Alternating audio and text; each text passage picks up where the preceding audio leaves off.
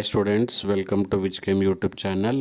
అసలు ఈసారి ఎంసెట్ ఆన్లైనా ఆఫ్లైనా counselling okay.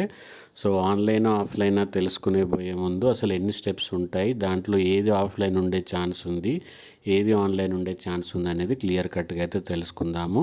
Okay, so first step 1 processing fees. మీరు నోటిఫికేషన్ వెలువడగానే డేట్ ఇస్తారు, ఆ డేట్ లోపు మీరు ప్రాసెసింగ్ ఫీజు పే చేయాల్సి ఉంటుంది. అది కేటగిరీ వైజ్ అమౌంట్ చేంజ్ అవుతూ ఉంటుంది first fees. Okay, so second step వచ్చేసి డాక్యుమెంట్ వెరిఫికేషన్.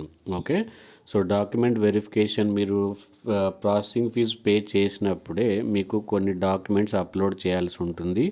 అవి ఏవే డాక్యుమెంట్స్ అప్లోడ్ చేయాల్సి ఉంటుంది, కామన్గా ఎవ్రీ ఇయర్ అవి కామనే. ఓకే, సో ఓన్లీ ఇయర్ మాత్రం చేంజ్ అవుతుంది. Year 2021 April 1 for EWS. Okay, so ఇలాంటివి కొన్ని డాక్యుమెంట్స్ లేటెస్ట్ అవసరం ఉంటాయి, కొన్ని డాక్యుమెంట్స్ ఎప్పటివైనా పర్లేదు. అసలు ఏమేమి అవసరం అవన్నీ వీడియో ఉంది డిస్క్రిప్షన్ బాక్స్లో, ఒకసారి చెక్ చేసుకోండి. ఓకే, ప్రాసెసింగ్ ఫీజు పే చేసి మీరు ఏం చేయాలి, సర్టిఫికెట్స్ ఏ డాక్యుమెంట్స్ రెడీ ఉన్నాయో అవి రెడీ ఉంచుకోండి. ఒక 3 సెట్లు జిరాక్స్, తర్వాత ఒక సెట్ ఒరిజినల్. ఓకే, సో అప్పుడు మీరు మీరున్న డాక్యుమెంట్స్ వెరిఫై చేయించుకోవాలి, ప్రాక్టికల్గా అవి ఉన్నాయా లేదా మీ దగ్గర. ఓకే, సో ఇవి నార్మల్గా లాస్ట్ ఇయర్ అయితే మనకు ఆఫ్లైన్ అయిపోయింది, అంటే ఆన్లైన్లోనే మనం ఏం చేయాల్సి ఆన్లైన్ అయిపోయింది. ఆన్లైన్లోనే మనం ఒరిజినల్ సర్టిఫికేట్ని స్కాన్ చేసి పంపిస్తే వాళ్ళు చెక్ చేసుకొని మన దగ్గర ఒక డిక్లరేషన్ తీసుకునేది. సో దాంట్లో కూడా ఏదైనా ప్రాబ్లం ఉంటే వాళ్ళని మాత్రమే హెచ్ఎల్సికి పిలిచారు.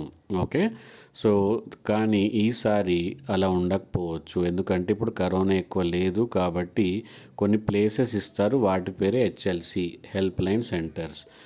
మీ దగ్గర ఉన్న ప్లేసెస్కి వెళ్ళి స్లాట్ బుక్ చేయించుకోవాలి. ఆ రోజుకు ఆ బుక్ చేసుకున్న స్లాట్లో ఆ టైంలో ఆ ప్లేస్కి వెళ్ళి మీ ఒరిజినల్ చూపించి 2 కాపీల జిరాక్స్ని అక్కడ సబ్మిట్ చేసి, ఇవి మా దగ్గర సబ్మిట్ అయ్యాయని వాళ్ళు ఒక ఫామ్ ఇస్తారు, దాని పేరే ROC, receipt of certificates. Originals మీ దగ్గరే ఉంటాయి. స్టెప్ 2 డాక్యుమెంట్ వెరిఫికేషన్ తర్వాత. దీంట్లో ముఖ్యంగా గుర్తుంచుకోవాల్సిన విషయాలు, ఆర్ఓసి, రిసిప్ట్ ఆఫ్ సర్టిఫికేట్లో మీరు ఇచ్చిన డాక్యుమెంట్స్ అన్నీ వాళ్ళు నోట్ చేసుకొని మనకి ఇస్తున్నారా లేదా, ఇవన్నీ రిసీవ్ అయినట్టు, కేటగిరీ కరెక్ట్గా రాసారా లేదా.